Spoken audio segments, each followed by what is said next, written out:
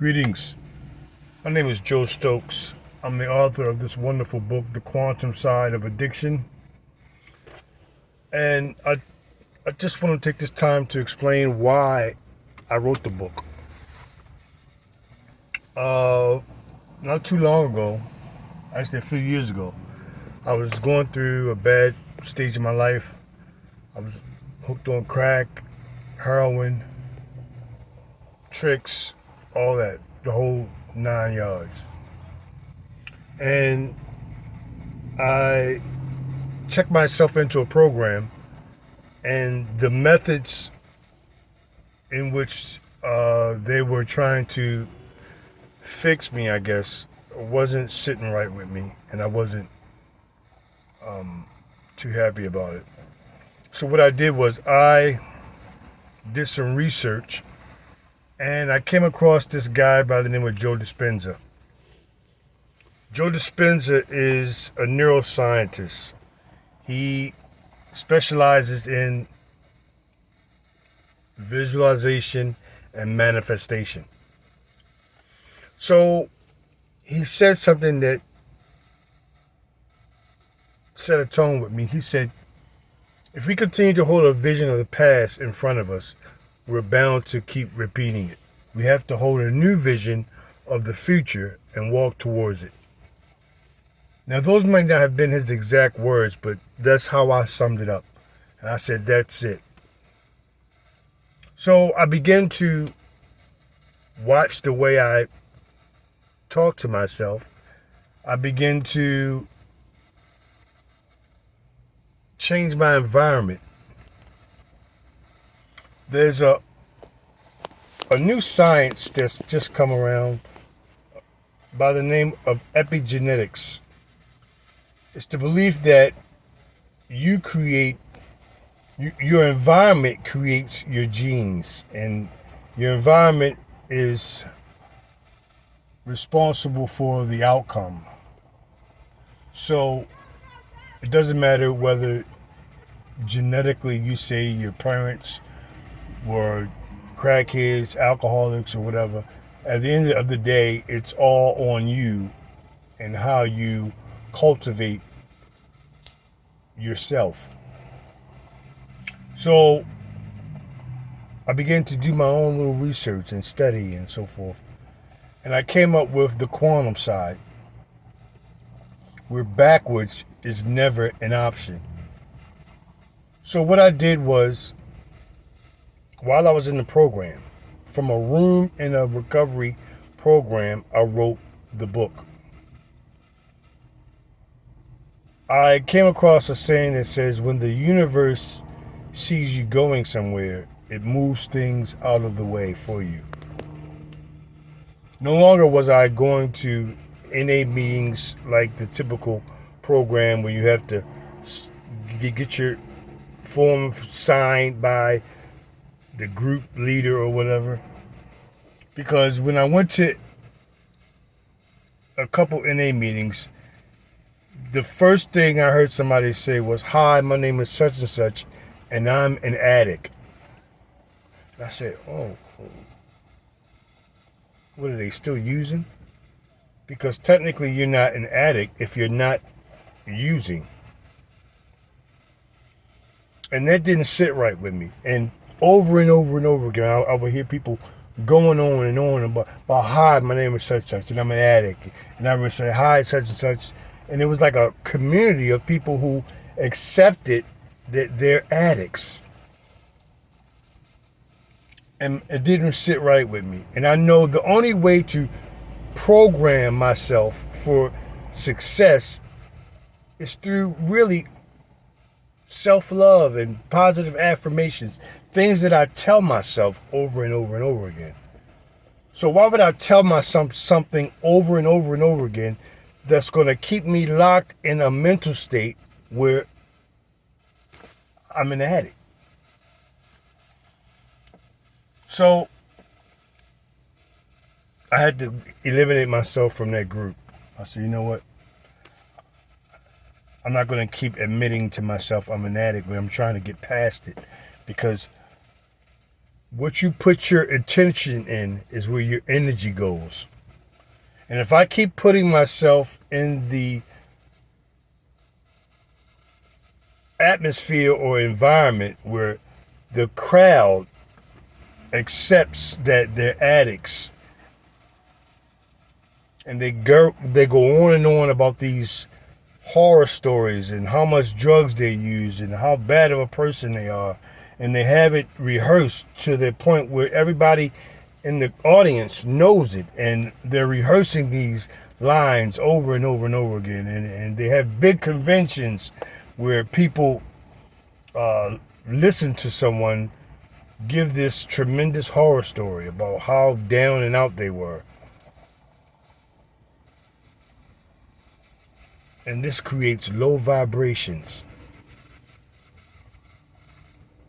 What we need to be doing is figure out a new way to tell ourselves that we're successful, that we're winners, that we can do the impossible, that we're better than what our circumstances are at the moment. And that new vision will carry us into our true heart's desires. So I began to document certain things, certain laws, the law of attraction, and how I can manifest right now in this state that I'm in. New things. I didn't want to hear what drugs did to my brain, or stay away from crack, or fentanyl, or heroin. I didn't want to hear any of those words. One word is associated with thousands of memories. So believe it or not, if you don't know how to talk to yourself, you really don't know how to program your brain. And you're programming your brain for failure, and you don't even know it.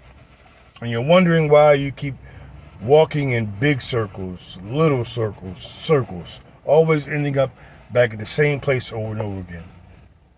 And studies have it that 50% of the stories that we tell ourselves are not even true. So we're programming ourselves for failure, and we're making it up as we go along. That didn't make sense to me. It doesn't make sense to me now. It didn't make sense to me then. It doesn't make sense. Now, don't get me wrong. You could do anything if you're determined.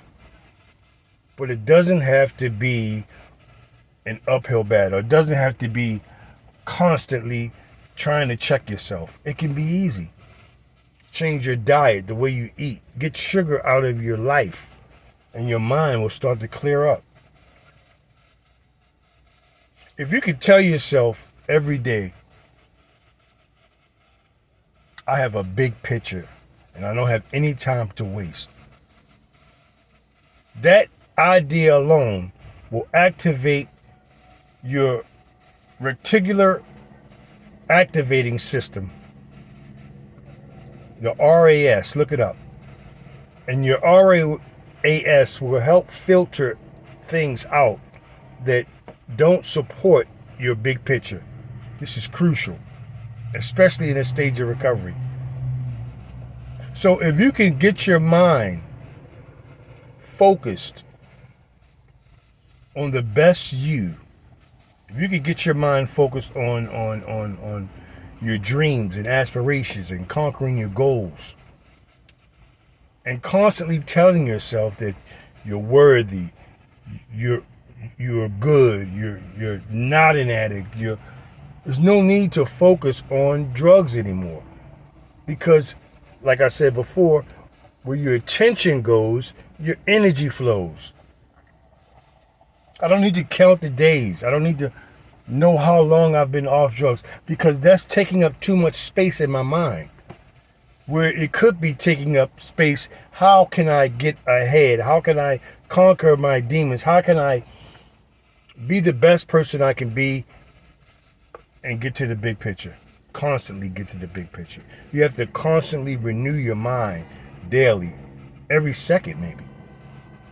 And until you do that, if you allow your mind to drift, and in support of drifting, you're already telling yourself these fabulous horror stories,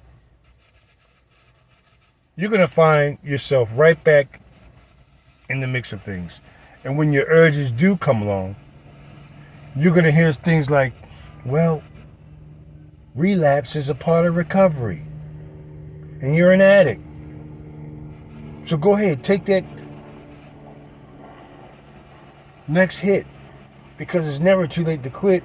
You may not fail this, you may not make it this time, but the next time you'll be all right. Check this out. I don't believe in it's never too late. There's graveyards and prisons full of latecomers. People who thought they had one more shot at them, one more chance. And it didn't work out that way.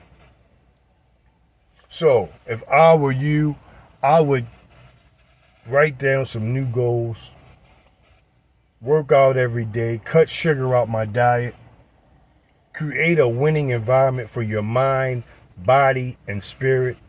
For your mind, I would meditate. I would listen to binary frequencies that help soothe my cells. For my body, I would work out. I would develop a good exercise pattern. I would eat healthy fruits and vegetables. I would eliminate meat and sugar from my diet. Because the best way for me to think better is to feed myself better food. Food that has life, like vegetables and fruit. Things that you can plant and it can grow again. You can't get any life from dead meat, only death. And it sits in your gut. And I believe half of your brain is in your gut. You ever heard of somebody say, I got a gut feeling? That feeling is real, okay? So if your digestive system isn't operating properly, you can't think straight. Because you're thinking, my stomach hurts, I gotta go to the bathroom, I want something to eat, I'm craving. And that takes up all of your day. Learn to fast. Learn to eat fruit. Learn to give up meat and sugar, number one. Stop drinking the coffee. And know that the system is rigged against you. And you're by yourself in this. So you got to empower yourself daily. You have to build your mind, your body, your spirit daily. And you'll find that your life will get better. You won't worry about anything once you develop a big picture. It's not up to you to figure out how it's going to happen. All that's up to you is to dream of it. And once you dream of it, the universe says, okay, he has a plan. Then after you dream of it, it may not be as clear as day, but start walking towards your vision. And the closer you get, the clearer your vision will be. It's science. Learn some universal laws. Law of polarity, correspondence, gender, mental. These laws will help you navigate this whole thing and create a winning environment for yourself. It's science. And the outcome of a winning environment is a successful life. I started to manifest fast once I figured out my big picture. I got my book together. I got out of the program. I got a house. I got a car. I got 2 cars. I was working a job where I thought that was my blessing, and it was at the time, because it was the highest paid job that I had ever got. I got fired, not even a month working in the job. 2 days after I got fired, I broke both my legs. Jumped off a roof thinking I was still young, and my legs buckled, and one of my legs I had a compound fraction. I stayed in the hospital for the doctor said, you're going to be in the hospital for at least 2 months. I said, no, I'm not either. I stayed in the hospital for maybe 3 weeks. I walked out of the hospital with 2 leg casts. But while I was in the hospital, I laid in that bed and I said, I'm a firm believer in what I know. Not at one time did I allow myself to drift and say, you know what, oh my God, I'm almost 50 years old. I lost my job. I broke both my legs. How am I going to pay my car note, my rent, and I'm in a nursing home trying to learn how to walk again. And something hit me and said, but you just came up with a book and you're trying to help people. So you're providing a service that you believe in with all your heart. And if you had a job, you couldn't focus. This is a blessing. This is the universe showing that, you know what? I believe in this book. I believe in your theory. I believe in the quantum side. And you should too. And you better hurry up and get yourself together. I walked out of, I ordered my first books and they were dropped off right there in my room in the hospital or in the nursing home, because I stayed maybe a couple nights in the hospital and they took me to a nursing home where the old guy who was next to me had a stroke and he could barely make it to the bathroom. He would go to the bathroom on the floor right in front of my bed while I was eating. But never did I let it hinder me. I started to build my confidence that I got purpose now. Because the law of polarity says there's always 2 flip sides. It's up to you to choose which sides you would like to go. So, by default, I go to the positive. By default, I find the good in every situation. Train your brain to do that, and you'll find miracles at every corner. Just when you thought it was all over, there's always something there to say, but you kept the faith. So, check me out. Get my book, The Quantum Side of Addiction. I got another book out, The Quantum Side Quick Health Guide. And I got a book coming out in weeks called Your Scars Make Stripes. I'm Joe Stokes. I love you guys. Peace.